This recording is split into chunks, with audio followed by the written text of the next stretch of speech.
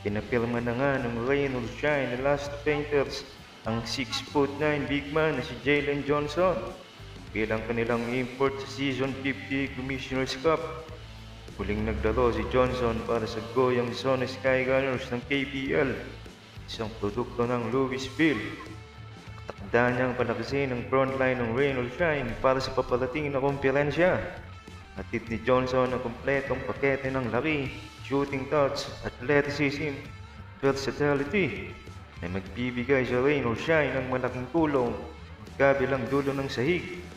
Asahan ng dagdag scoring punch, defensive flexibility habang naghahanda ang Las Painters para sa Import Conference. Ang 29 anyos na si Johnson ay dating teammate ni Kevin Campbell sa paglaro sa kanya sa Goyang Zone Sky Gunners, South Korea kamakailan. Si Johnson ay isang dating manlalaro mula sa Louisville kung saan pumirma siya ng isang training deal sa Chicago Bulls. Kalaunan ay naglaro para sa Windy City Bulls ng NBA G League. Naglaro din si Johnson para sa Iowa Wolves sa G League sa dalawang magkahiwalay na stints noong 2019 at 2020 kasama ang Indiana Pacers sa NBA Summer League noong 2019, Motor City Cruise sa G League mula 2021 hanggang 2023.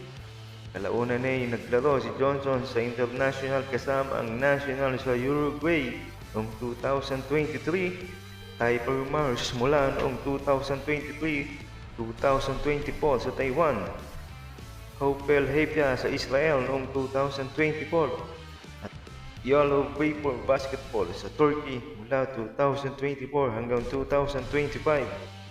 Maraming ang experience ang import na ito ng Rain or Shine. Talagang masusubukan ito ngayon na paparating na Commissioner's Cup ng PBA. Kamusta mga idol?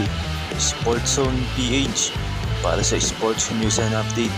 Kung bago ka pa lamang dito sa channel ko, pindutin mo na ang subscribe button at notification bell para lagi kang update sa mga sports news.